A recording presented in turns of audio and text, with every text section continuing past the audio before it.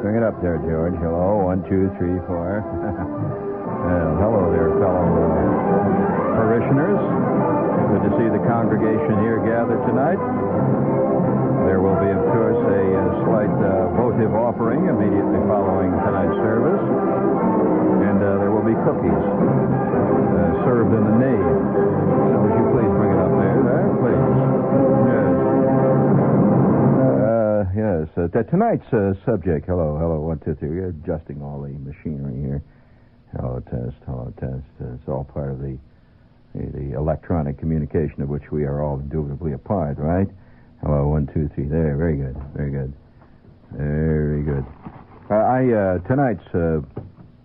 Tonight's thing here is liable to be of some distaste to some of the more. Wait, just a little bit there. I'm working away here. Hello, there. That's a little better. Hello there. Test 1, 2, 3, 4. Hello there. Hello. I'm sending out our tentacles in the direction of Connecticut now. There. We got it. There. I'd just like to say as a disclaimer that certain portions of tonight's effort will be of some distaste to many of you, simply because it's the nature of existence itself. For example, today I found I had a great moment here just a few moments ago. I'm going through Times Square, and there is my book, and the Ferrari in the bedroom, right there in the middle of all right there in the middle of all that stuff down there at Bookmasters, right there in Times Square. Did you see it there, George? You better see it. I'll tell you there. It's kind of great to walk down through Times Square and realize you get the world under your thumb. Yeah.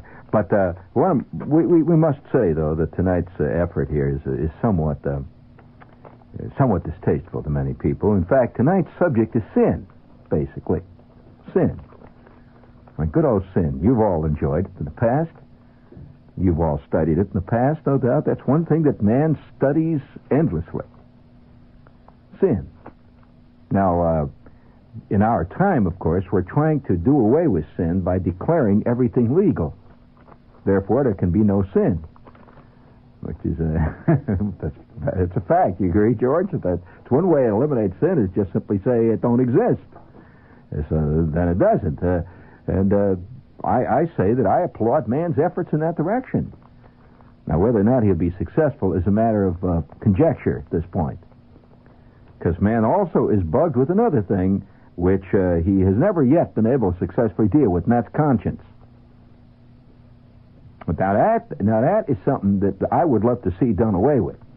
Now, I mean, just realize that if you'd done away with sin, if you did away with sin, you wouldn't accomplish anything because your conscience would still keep down there, down in the guts would keep yelling, kicking and hollering and weeping and crying and banging away on your rib cage. And it wouldn't do you much good to get rid of sin. Now, if you could get rid of conscience, it would be a totally different situation. Because then it wouldn't matter whether you got rid of sin or not. If you got rid of conscience. Everything would be... and so tonight, we're going to deal with that problem. Of course, many of you like to think that sin has already been dealt with. It's no longer in existence, right? Many people feel this. However, there may be forces over which we have little or no control, which are at work. Now, this is something I am not prepared to discuss because I am just as much in the dark as everybody else in the world is in the dark about this. Those great, vast, shifting forces that seem to constantly move across the horizon of man's existence without his control and often without his knowledge. Now, we will let's take for example. Let's take for example the Slav world. The Slavs have always enjoyed sin, one way or another. Now, if you can imagine yourself back in the Colosseum, in the days of Rome, and the crowds are cheering, and the lions are out there running around chomping on them bones, and knocking down them Christians, and the crowds roaring. Well, what were those crowds? What were they? Were they sport fans? Well, they were just your ordinary walking around slob. Wherever the action went, he went. He applauds. That's all there is to it, He was just out there for a good Sunday afternoon, in the sun, He'd come in there, with the popcorn or whatever it is that they sold at that time. He had a program, and he sat down there and squatted there with his toga and, the family around there. Some of them he brought their own lunch, a little Colonel Sanders chicken, and they sat there and cheered. And out come them lions, and he was just roaring because it was the action. That's all. It was just where the action is, right? And his kind is with us by the millions today. Nothing has changed. It's just that the action has changed a little bit. They don't have the lions and the Christians, but they have the equivalent of it, and so he's just a walking around type. And tonight, I see the slob world is beginning to break out in every possible direction. So, George, I see you have that queued up in there. Tonight, to salute all of you who are really in favor of sin and also in favor of its abolishment. See, this is another problem. We're constantly faced with that apparent dichotomy. On the one hand, sin is a groovy thing, to do it, Now, if sin was abolished, would it be as much fun? Well, that's a hard question. In fact, the guy wrote me, he said, Shepard, the other night, he said, as a working jersicologist, he says, you're one of the few. He says, that we have today, we have criminologists, we have China experts. He says, you're one of the very few working Jersey experts. You're a jersicologist. And he said, you should know that we in Jersey here, the passing of a great Jersey folk rite has just passed into history. And, of course, reading the letter, I thought to myself, well, what's he talking about? And he says, well, I'll tell you what I'm talking about. He says, one of the great puberty rites among particularly males of Jersey was at a very crucial point in his life was to fake an ID and go to Pearl River and get bombed. You see, you couldn't drink until you were a certain age in Jersey. He said, but now what do? They make it legal to drink now at age 18 in Jersey. So you realize what that's done? That's taken care of that folk right now. No point. He said it was a tradition when you were 17 to go out and fake your, or 18 or thereabouts, and you fake your ID and you sneak into Pearl River and you get yourself bombed to the skull, the beer running out of your ears, and at that point you were officially a man. But you can't do that anymore. No way. Well, that's part of the Slav world has passed into the great oblivion of Slav rights. And so tonight, George, would you please get that record set up there? Here's one of the newest efforts in the Slav world to bring happiness and light and sunshine to every Slav everywhere. Please listen carefully. I think I'll set in with Jews Harper.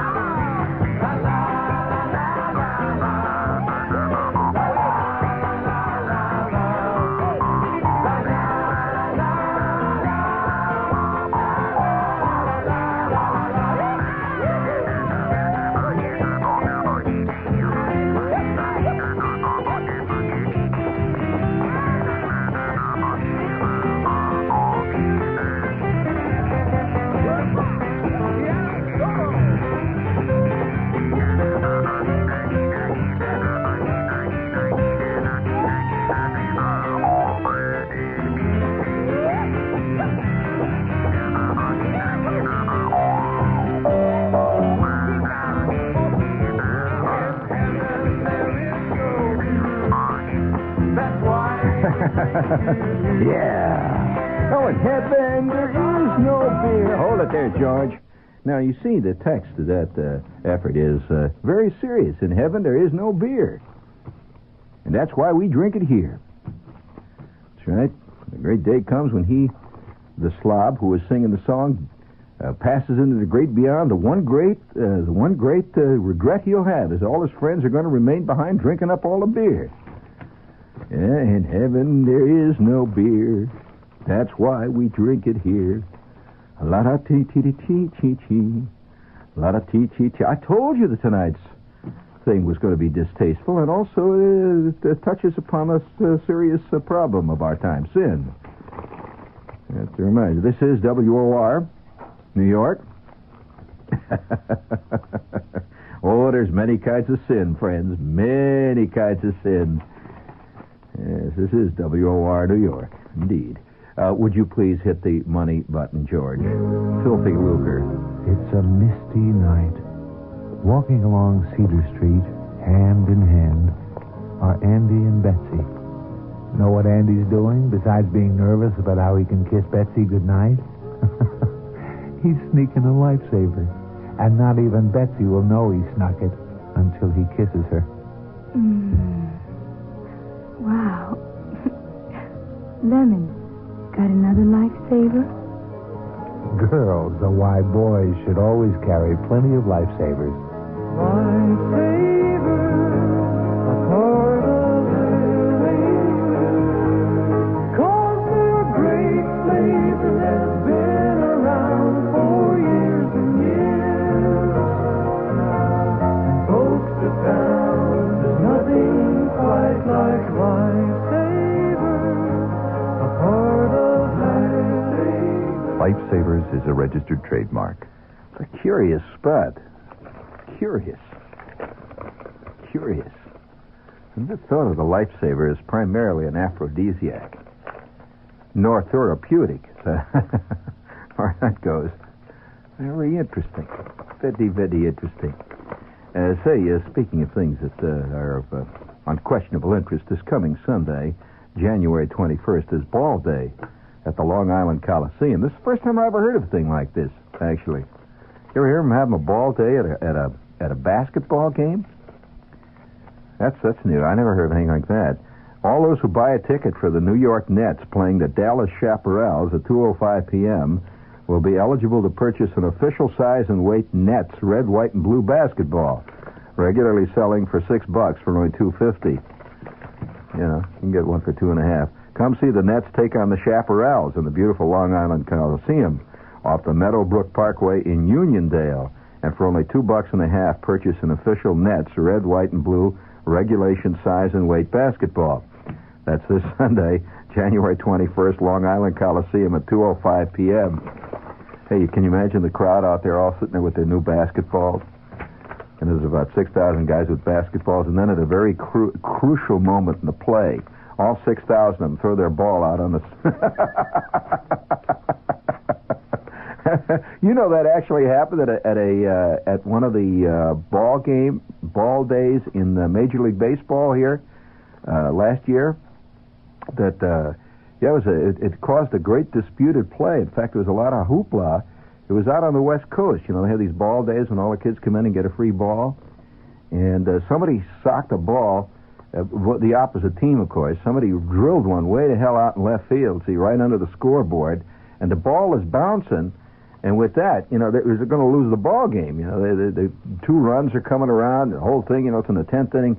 About 12,000 kids threw baseballs out on the field. And they all, you know, converged on the left fielder. Amid that crowd of balls was the ball bouncing towards the scoreboard. And so the guy fielded about 5 balls, you know, just out of pure reflex. He's out there fielding and everything. You know, after all, when you're a pro, you work on reflexes. He's fielding balls all over the place. And, man, they blew the whistle. But it was a fantastic moment. You know what they had to do? That's a whole new thing, you know.